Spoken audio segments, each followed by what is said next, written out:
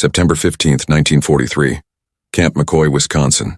Private First Class Hiroshi Nakamura sat in the corner of his barracks, staring at an object that defied everything he had been taught about his American captors.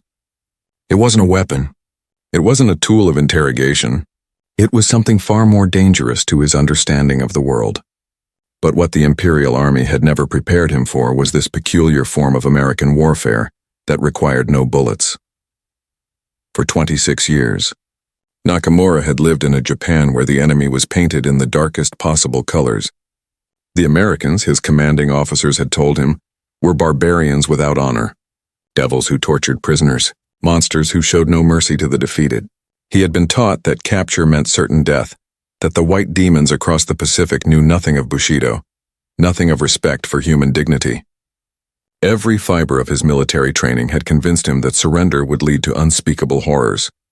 Yet as he sat in that Wisconsin barracks, something was happening that his mind struggled to comprehend. The first sign that something was terribly wrong with everything he believed came on his third day of captivity. Sergeant William Murphy, a red-haired Irish-American from Boston, approached Nakamura's bunk with something in his hand.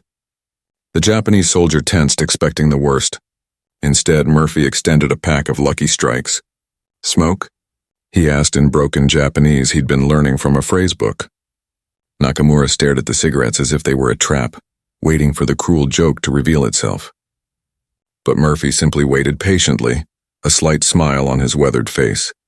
When Nakamura finally, hesitantly reached for one, Murphy struck a match and lit it for him. Then he sat down on the edge of the bunk and lit one for himself. This simple act would shatter the foundation of everything Nakamura thought he knew about his captors. In the schools of Imperial Japan, children learned that Americans were soft, weak-willed people who had grown fat and lazy in their distant continent. They were told that Americans had no concept of honor, no understanding of sacrifice, no willingness to endure hardship. The textbooks painted them as individualistic cowards who would crumble at the first sign of real adversity. American soldiers, the propaganda proclaimed, were nothing more than pampered civilians in uniform, sent to war by Jewish financiers and communist sympathizers who cared nothing for their own people. They lacked the spiritual strength that came from centuries of samurai tradition. They were mercenaries fighting for money, not for emperor or country. But sitting in that barracks, sharing tobacco with his captor, Nakamura began to suspect that his teachers had been fundamentally wrong about something far more important than American military tactics. The transformation didn't happen overnight.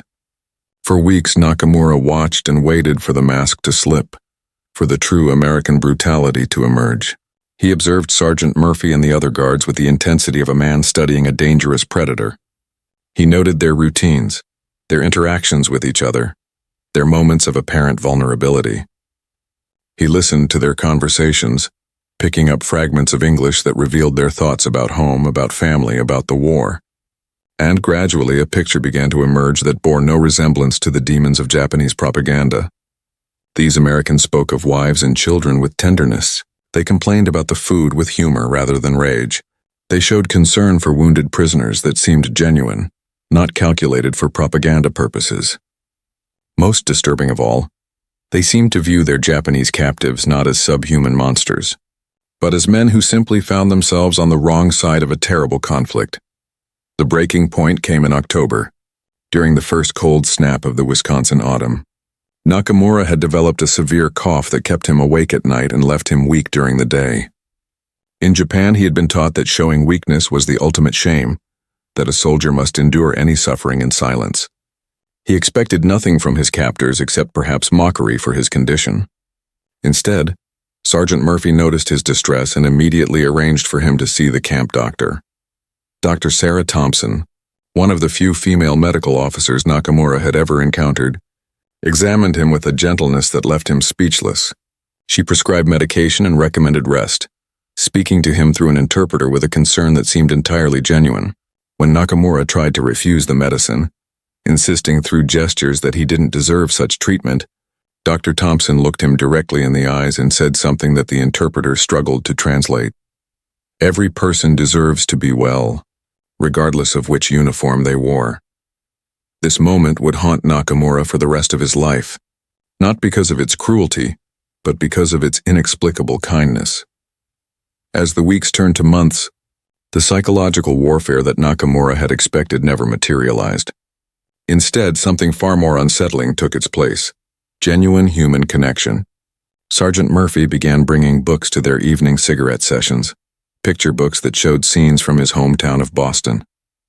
He would point to photographs of the harbor, of the common in autumn, of children playing in the snow, and attempt to explain in his limited Japanese what each image meant to him. In return, Nakamura found himself sketching pictures of his own village in Hokkaido, drawing the mountains that surrounded his family's farm, the cherry trees that bloomed each spring. Neither man could fully understand the other's words, but they began to share something far more dangerous than information. They began to see each other as human beings with hopes, fears, and dreams that transcended the artificial boundaries of war. The real test of American intentions came during the camp's first Christmas celebration. Japanese prisoners had been told that Americans were godless materialists who worshipped only money and pleasure. They expected their captors to use the holiday as an opportunity for mockery, to flaunt their Christian beliefs as evidence of Western superiority. Instead, the guards invited the prisoners to participate in the celebration as observers, explaining through interpreters that Christmas was about peace, about hope, about the possibility of redemption even in the darkest times. When Nakamura watched Sergeant Murphy's eyes fill with tears during a rendition of Silent Night, when he saw hardened American soldiers holding photographs of their families and speaking in whispers about loved ones they might never see again, he realized that everything he had been taught about the fundamental difference between Japanese and American hearts was a lie, designed to make killing easier. The revelation that changed everything came in February 1944. During one of their regular evening conversations, Sergeant Murphy had been showing Nakamura photographs from his wallet when he pulled out a small creased image of a young Japanese woman. Through the interpreter, Murphy explained that this was his friend Kenji's sister, a girl named Emiko who had been interned in California, along with thousands of other Japanese Americans. Murphy's face grew serious as he described how wrong he thought the internment was, how ashamed it made him feel about his own country. He spoke of Kenji, his neighbor growing up, who had joined the 442nd Regimental Combat Team to prove his loyalty to America, despite his family's imprisonment. When Murphy finished his story, he looked directly at Nakamura and said something that required no translation. "War makes us do terrible things to good people." In that moment, Nakamura understood that his captors were wrestling with the same moral complexities that had driven him to question everything he'd been taught about duty, honor, and the meaning of patriotism. The most profound transformation occurred during Nakamura's final month at Camp McCoy. He had been selected for repatriation, part of a prisoner exchange that would send him back to Japan. As the date approached, he found himself experiencing something he had never expected: reluctance to leave. The Americans who had captured him had become, in ways he couldn't fully articulate, more like family than his own commanding officers had ever been. They had shown him a kind of strength that had nothing to do with weapons or tactics, a form of courage that expressed itself through compassion rather than conquest. On his last evening, Sergeant Murphy gave him a small gift, a photograph of the two of them taken during one of their evening conversations, sitting together on the barracks steps, sharing cigarettes and stories under the Wisconsin sky. On the back, Murphy had written in careful English, "Remember that enemies can become friends when we see the person behind the uniform." When Nakamura returned to Japan in March 1944, he carried with him a secret more dangerous than any military intelligence: the knowledge that everything his countrymen believed about their American enemies was fundamentally wrong. He had seen their capacity for kindness, their struggle with their own consciences, their genuine desire to find meaning and honor even in the midst of devastating conflict. He had witnessed what he would later describe as the most effective weapon in the American arsenal: their stubborn insistence on treating their enemies as human beings worthy of respect and dignity.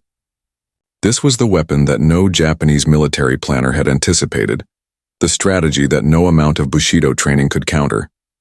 It was the simple, revolutionary idea that in the midst of total war, it was still possible to choose compassion over cruelty, understanding over hatred.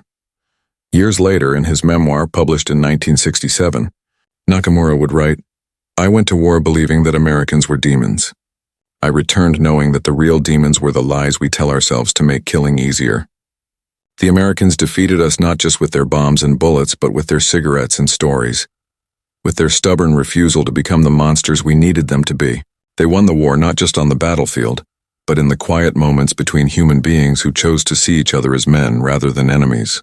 That perhaps was their greatest victory of all.